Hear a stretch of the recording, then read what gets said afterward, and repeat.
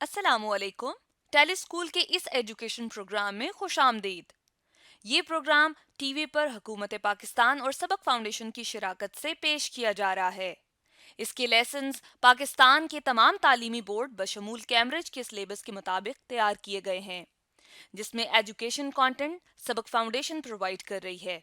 सबक फाउंडेशन की वेबसाइट सबक.pk पर केजी से 12वीं जमात तक वीडियोस और प्रैक्टिस टेस्ट बिल्कुल मुफ्त दस्तयाब हैं।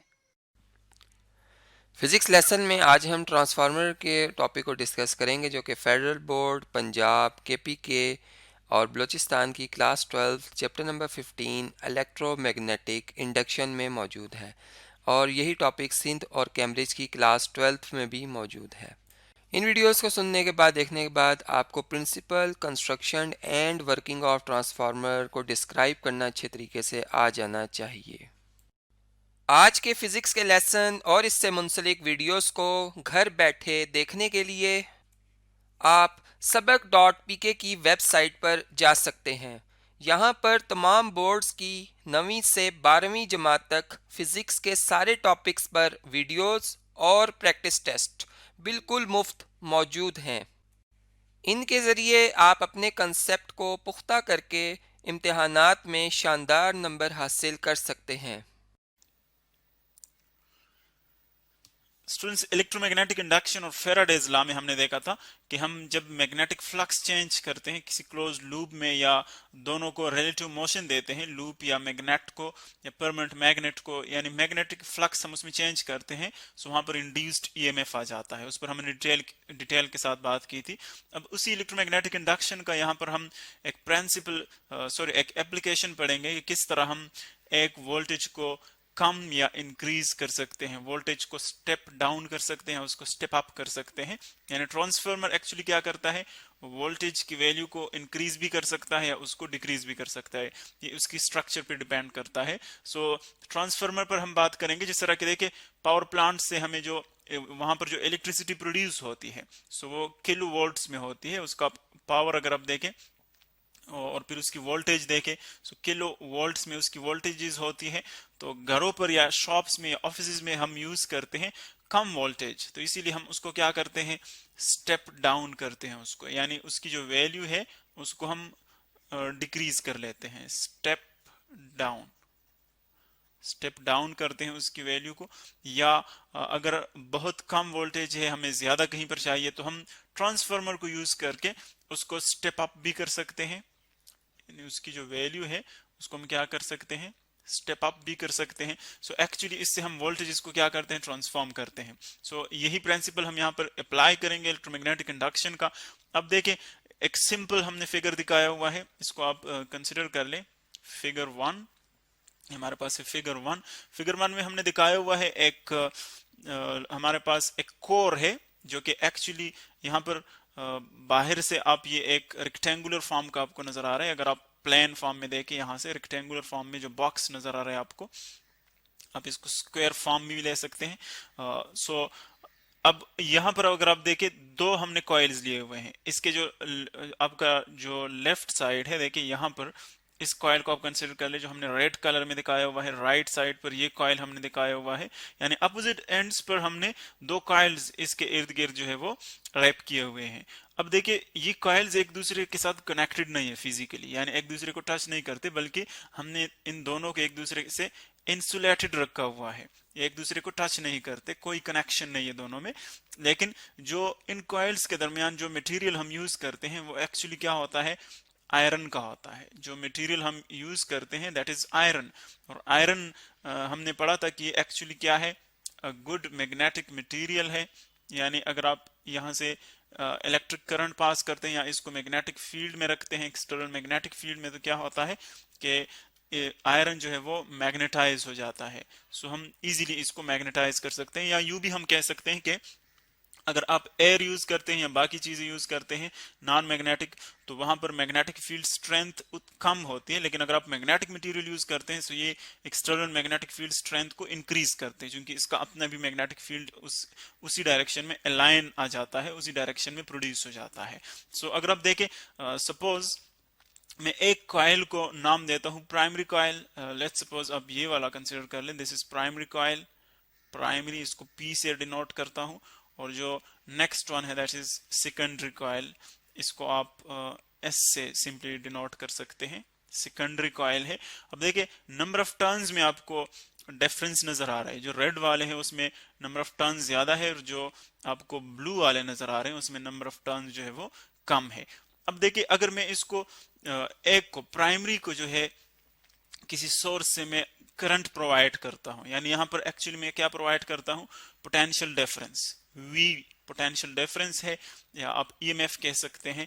सो पोटेंशियल डिफरेंस में इसको प्रोवाइड करता हूं, वोल्टेज प्रोवाइड करता हूं, क्योंकि ये प्राइमरी कॉइल है तो इसमें मैं जो वोल्टेज प्रोवाइड करता हूं उसको मैं डिनोट करता हूं VP से, ये VP है। अब देखिए जब हम यहां पर इलेक्ट्रिक करंट इसको प्रोवाइड करते हैं तो क्या होता है कि इलेक्ट्रिक करंट की वजह से यहां पर मैग्नेटिक फील्ड प्रोड्यूस होगा। इस कॉइल के अंदर अगर आप देखें डायरेक्शन ऑफ करंट से आप easily right hand rule use करके वहां पर जो मैग्नेटिक फील्ड की डायरेक्शन है वो आप कैलकुलेट कर सकते हैं। जिस तरह हमने सोलेनाइड में देखा था कि राइट हैंड के जो बाकी फिंगर्स है वो आप करंट की डायरेक्शन में रख के तब आपको मैग्नेटिक फील्ड का डायरेक्शन देगा। सो आप यहाँ पर देखें सपोज करंट की जो डायरेक्शन है वो यू है इस कॉइल में, यानी यू कॉइल में यूं जा रही है, तो अब देखें जो मैग्नेटिक फील्ड का डायरेक्शन होगा इस रूल के मुताबिक वो आप इजीली थंब से कैलकुलेट कर सकते हैं, जो कि अपवर्ड होगा यहाँ पर। और यहाँ पर जो मैग्नेटिक फील्ड प्रोड्यूस होगा, देखिए नॉर्थ पोल से यहाँ से मैग्नेटिक फील्ड लाइंस, एक्चुअली उस फील्ड को हम लाइंस से रिप्रेजेंट करते हैं, ये मैग्नेटिक फील्ड लाइंस है, मैग्नेटिक फील्ड लाइंस ऐसे प्रोड्यूस होंगे। अब हमने जो यहाँ पर कॉन्फ़िगरेशन दी है उसको हम फॉर सिंप्लिसिटी लेते हैं एक आइडियल कॉन्फ़िगरेशन, यानी हम यू सपोज करते हैं कि कोई मैग्नेटिक फील्ड लाइन जो है वो लूज नहीं करती, यहाँ से बाहर नहीं जाती, यानी magnetic field line, magnetic field जो है वो हमने उसमें लॉस को मिनिमाइज रखा हुआ है, उसमें कोई लॉस नहीं आता। मैग्नेटिक फील्ड लाइन जो है जितने यहाँ पर प्रोड्यूस होते हैं उतने ही मैग्नेटिक फील्ड लाइंस इसी कोर के अंदर, इसी कॉन्फ़िगरेशन के अंदर यूं आते हैं। जो मैग्नेटिक फ्लक्स का आपको यहाँ पर डायरेक्शन शो हो रहा है, ये देखें यूं आते हैं, और यहाँ पर चूंकि हमने सेकेंडरी कॉइल रखा हुआ है, अब जैसे जैसे यहाँ पर चूंकि अल्टरनेटिंग करंट हम इसको देते हैं, जैसे जैसे अल्टरनेटिंग करंट की वैल्यू चेंज होती है वैसे उसके साथ मैग्नेटिक फील्ड की स्ट्रेंथ भी चेंज होती है। मैग्नेटिक फील्ड की स्ट्रेंथ चेंज होगी तो इसमें मैग्नेटिक फील्ड लाइंस चेंज होंगे, मैग्नेटिक फील्ड लाइंस चेंज होंगे तो यहाँ पर मैग्नेटिक फ्लक्स चेंज होगा, और मैग्नेटिक फ्लक्स चेंज होगा तो इसमें EMF इंड्यूस होगा। जिस तरह के पहले हमने पढ़ा था कि जब EMF जो इंड्यूस होता है वो इस पे डिपेंड नहीं करता कि कितना मैग्नेटिक फील्ड है, बल्कि इस पे डिपेंड करता है कि मैग्नेटिक फील्ड चेंज कितना हो रहा है। अगर आप कोई कांस्टेंट फील्ड रख के आप बहुत ही स्ट्रॉन्ग कांस्टेंट फील्ड यहाँ पर अप्लाई कर लें, लेकिन अगर वो चेंज नहीं हो रहा, इस कॉइल के अंदर उसका मैग्नेटिक फ्लक्स चेंज नहीं हो रहा, तो कोई इंडक्शन नहीं होगी EMF की। लेकिन अगर आप वीक करंट भी प्रोवाइड कर लें, सॉरी वीक फील्ड भी प्रोवाइड कर लें, लेकिन अगर वो चेंज हो रहा है तो वो EMF इंड्यूस कर सकता है। सो एक्चुअली डिपेंड करता है the changing of magnetic flux. So यहाँ पर चूंकि हमने इस सिस्टम को लिया हुआ है कि कोई मैग्नेटिक फील्ड लाइन बाहर नहीं जाती, लूज नहीं करती, इसीलिए सारे मैग्नेटिक फील्ड लाइंस इस आयरन कोर की मदद से वो इस कॉइल से पास होंगे, और जब यहाँ पर मैग्नेटिक फ्लक्स चेंज होगा तो वो आइडियली यहाँ पर भी चेंज होगा, जो कि एक्चुअली इंड्यूस करेगा एक EMF जिसको हम कहते हैं इंड्यूस्ड EMF। आप देख रहे हैं कि ये दोनों कॉइल्स एक दूसरे से इंसुलेटेड है, कनेक्टेड नहीं है, लेकिन इलेक्ट्रोमैग्नेटिक इंडक्शन की मदद से हम इसमें इंड्यूस्ड EMF जो है वो यहाँ पर प्रोड्यूस कर रहे हैं। और इंड्यूस्ड EMF हमने देखा था कि जब हम नॉन इलेक्ट्रिक सोर्सेज से, अब देखिए यहाँ पर हम करंट से ही वो मैग्नेटिक फ्लक्स प्रोड्यूस कर रहे हैं, लेकिन एक्चुअली जो इंड्यूस्ड EMF है वो चेंज इन मैग्नेटिक फ्लक्स की वजह से आ रहा है। सो एक नॉन इलेक्ट्रिक सोर्स है एक्चुअली, जो कि मैग्नेटिक फील्ड है वो यहाँ पर इंड्यूस कर रहा है मैग्नेटिक इलेक्ट्रिक फील्ड को, EMF को, तो इसीलिए इसको हम कहते हैं इंड्यूस्ड EMF। सो एक हमारे पास आ गया, यहाँ पर जो EMF होगा उसको हम प्राइमरी EMF कहते हैं, प्राइमरी EMF, इसको EMF P से आप डिनोट कर सकते हैं। और जो नेक्स्ट इसमें इंड्यूस होगा उसको हम इंड्यूस्ड EMF कहते हैं, जो कि एक्चुअली आप ES से डिनोट कर सकते हैं। इसी तरह इस कॉइल में आप देखें जितने नंबर ऑफ टर्न्स होंगे उसको आप NP से डिनोट कर सकते हैं, number of turns in primary coil. इसी तरह जो नेक्स्ट में है उसको आप NS से डिनोट कर सकते हैं, number of turns in secondary coil. अब ये तो देखिए इसकी सिंपल हमारे पास वो जो डेटा है उसको हम यू लिख सकते हैं, जो इसमें ईएमएफ्स आ रहे हैं, जो इसमें नंबर ऑफ टर्न्स है, एटसेट्रा। अब देखिए अकॉर्डिंग टू फेराडे लॉ, अब अगर हम यहाँ पर इस कॉइल में मैग्नेटिक फ्लक्स की जो वैल्यू है या ईएमएफ हम कंसिडर कर लें, सो फर्स्ट जो हमारे पास कॉइल है प्राइमरी कॉइल, उसमें ईएमएफ की वैल्यू हम किस तरह लिख सकते हैं, अकॉर्डिंग टू फेराडे लॉ जो इसमें ईएमएफ की वैल्यू होगी वो हम लिख लेंगे EP is equal to minus, चूंकि लेंज लॉ से वो माइनस हम पुट कर सकते हैं, इंटू एनपी और change of magnetic flux with time. यानी एक्चुअली ईएमएफ डिपेंड करता है चेंज ऑफ मैग्नेटिक फ्लक्स पे। जितना आप ज्यादा उसको चेंज करते हैं उतना ज्यादा प्रोड्यूस होता है, कम चेंज करेंगे तो कम प्रोड्यूस करता है। एनपी नंबर ऑफ टर्न्स है, जितने नंबर ऑफ टर्न ज्यादा होंगे उतना ईएमएफ ज्यादा आएगा। इसी तरह जो नेक्स्ट में प्रोड्यूस होगा वो है ईएस, सेकेंडरी कॉइल में बिल्कुल इसी फॉर्म में होगा, लेकिन इसमें कन्फिगुरेशन ये होगी, एनएस नंबर ऑफ टर्न्स उसमें डिफरेंट है, और बाकी हमने देखा कि जितना मैग्नेटिक फ्लक्स प्राइमरी में चेंज होता है उतना ही वहां पर सेकेंडरी में चेंज होता है। सो ये दोनों वैल्यूज एक्चुअली इक्वल हैं, क्योंकि हमने आइडियल कॉन्फ़िगरेशन जो है वो सपोज की हुई है, कोई मैग्नेटिक लाइन जो है वो लूज नहीं करती। अब हम इसको सिंप्लीफाई करते हैं, और उसके लिए आप देखिए किस तरह हम इसकी वैल्यू निकालते हैं, नेक्स्ट लेक्चर में हम डिस्कस करते हैं।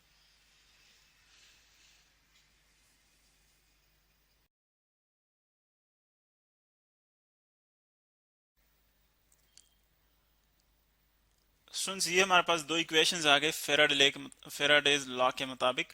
अब अगर हम देखें इनको हम एक सिंपल वे से भी सिंप्लीफाई कर सकते हैं। फर्स्ट ऑफ ऑल, चूंकि जितना मैग्नेटिक फ्लक्स में चेंज यहां पर आ रहा है प्राइमरी में, देखिए D phi by D T, जितना चेंज यहां पर आ रहा है उतना ही चेंज यहां पर भी आ रहा है, क्योंकि मैग्नेटिक फ्लक्स में चेंज जो है वो इक्वल है, कोई लाइन जो है वो लूज नहीं कर रही, इक्वल नंबर ऑफ लाइन जो है दोनों से पास हो रहे हैं। तो इसीलिए यहां पर देखें D phi by D T, उसकी वैल्यू क्या आ जाएगी, फर्स्ट इक्वेशन से अगर आप देखें change in magnetic flux with time, इसकी वैल्यू क्या आ जाएगी, आप एन पी पे डिवाइड कर ले बोथ साइड्स, तो ये हो जाएगा, नेगेटिव भी इस साइड पे आ जाएगा, सो ये आ जाएगा EMF in primary coil divided by number of turns in primary coil, ये आ जाएंगे। अब देखिए हमने इसकी वैल्यू निकाली, बोथ साइड जस्ट आप इस पे डिवाइड कर लें। इसी तरह ये इसको आप इक्वेशन 3 का नाम दे दें, इक्वेशन 3 ये आ जाएगा, इक्वेशन 3 आ गया। इसी तरह आप नेक्स्ट देखें जो इक्वेशन 2 है उसको आप इसी तरह सिंप्लीफाई कर सकते हैं, वहां पर आप एन एस पी डिवाइड कर लें, सो ये आ जाएगा EMF in secondary coil divided by number of turns in secondary coil, जो कि इक्वल होंगे किसके, change in magnetic flux with time, with respect to time.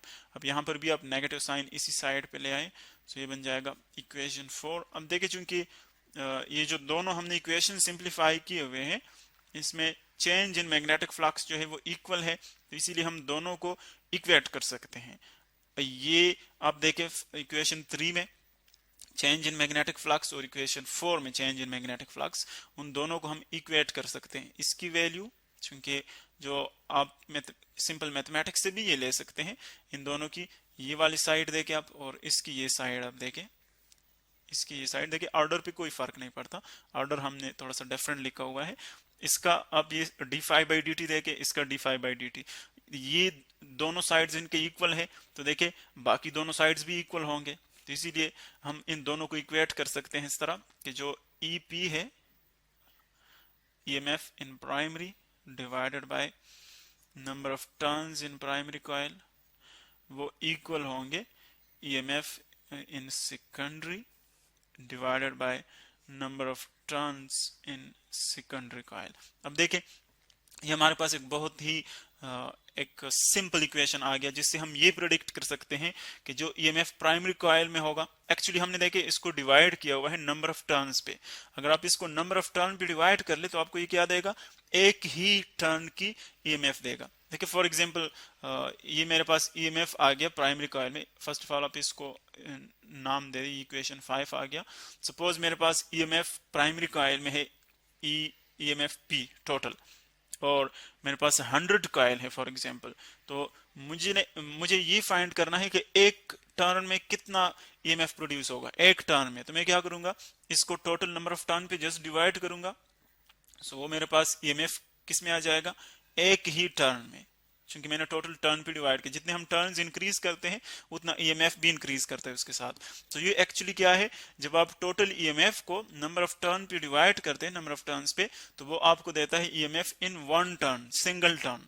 इसी तरह ये आप देखें, total EMF in secondary coil जो है उसको हमने सेकेंडरी टर्न्स पे डिवाइड किया हुआ है, तो ये आपको देता है EMF in a single turn in secondary coil. तो एक्चुअली अगर नंबर ऑफ टर्न्स देखें सेम हो, इसमें भी 100 हो सपोज, इसमें भी 100 हो, तो ईएमएफ दोनों का इक्वल आ जाएगा।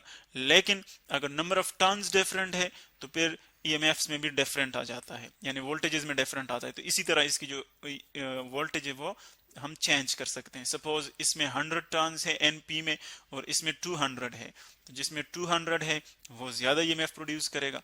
इसी तरह इसमें 200 है, इसमें 100 है, तो फिर जिसमें ज्यादा टर्न होंगे वो ज्यादा ईएमएफ प्रोड्यूस करेगा। तो एक्चुअली नंबर ऑफ टर्न्स पे डिपेंड करता है। और इस इक्वेशन से आप इन दोनों को ट्रांसफार्मर को कंस्ट्रक्ट कर सकते हैं कि अगर सपोज मैंने वोल्टेज को कम करना है, डिक्रीज करना है, सो नंबर ऑफ टर्न्स की जो रेशो है वो आपने किस तरह लेनी है। इससे आप नंबर ऑफ टर्न्स की रेशो भी निकाल सकते हैं और ईएमएफ्स की वैल्यू भी आप यहां से ले सकते हैं। अगर आपने नंबर ऑफ टर्न्स की वैल्यू निकालनी है, सो देखिए इसी इक्वेशन को आप थोड़ा सा और सिंप्लीफाई कर ले। ईपी ईएमएफ, अगर आप ईएमएफ की जो है वो रेशो ले रहे हैं, so EMF in primary divided by EMF in secondary, just इन दोनों को रिप्लेस कर लें। ईएमएफ इन सेकेंडरी वो इक्वल हो जाएगा किसके, number of turns in primary coil divided by number of turns in secondary coil. देखिए इन दोनों इक्वेशंस को अगर आप देखें, आप इनको मुख्तलिफ पर्पसेस के लिए यूज कर सकते हैं दोनों इक्वेशंस को। अगर आप फर्स्ट इक्वेशन को देखें, सो उसमें हम एक सिंगल टर्न की ईएमएफ जो है वो कैलकुलेट कर सकते हैं। और सेकंड अगर आप देखें, सो इनमें हम दोनों की रेशो देख सकते हैं। सपोज इन दोनों की जो रेशो है वो इक्वल होगी इन दोनों की रेशो को, यानी अगर आप नंबर ऑफ टर्न्स की रेशो किसी खास कांस्टेंट के इक्वल ले लें तो वही कांस्टेंट इन दोनों के ईएमएफ के रेशो के इक्वल होगी। यानी सपोज इसकी रेशो जो है वो ग्रेटर देन 1 आ रही है, तो इसका मतलब यह है कि यहाँ पर ईएमएफ भी प्राइमरी में ग्रेटर होगा, क्योंकि प्राइमरी ऊपर है। अगर स्मॉलर देन 1 आ रहा है तो इसका मतलब है कि यहाँ पर ईएमएफ जो है वो भी प्राइमरी में स्मॉलर होगा। यानी आप इसकी रेशो जो है वो इक्वेट कर सकते हैं इसकी रेशो के साथ। तो ये एक सिंपल इक्वेशन हमने डिराइव किया कि ट्रांसफार्मर किस तरह वर्क करता है, किस तरह हम उसको कंस्ट्रक्ट कर सकते हैं।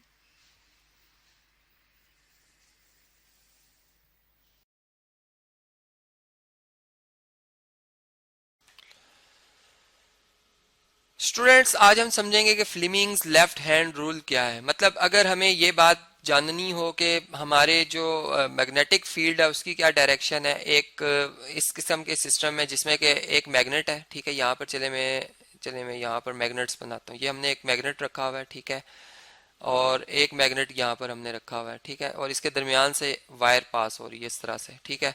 तो अब हमने ये देखना हो कि अगर करंट की डायरेक्शन इस सिमत में है, ठीक है, और मैग्नेटिक फील्ड की डायरेक्शन इस सिमत में है, मतलब ये हमारे पास नॉर्थ पोल है और ये साउथ पोल है, ठीक है, तो इस वायर के ऊपर फोर्स किधर लगेगी। मतलब देखें, फ्लेमिंग ने ये बात कही थी एक्सपेरिमेंट के बाद, जो कि फेराडे के एक्सपेरिमेंट के बाद उन्होंने बात जो है नोट की। उन्होंने कहा कि अगर आप अपनी लेफ्ट हैंड की जो फिंगर्स हैं उनको आपस में म्यूचुअली जो है वो परपेंडिकुलर्स रखें, मतलब थंब और ये जो हमारी ये फिंगर बनती है, ठीक है, और ये जो बड़ी वाली फिंगर बनती है, इन तीनों को आपस में आप क्या करें, म्यूचुअली परपेंडिकुलर रखें, ठीक है। यहाँ पर मैं इस तरह से बना देता हूँ, म्यूचुअली परपेंडिकुलर्स रखें।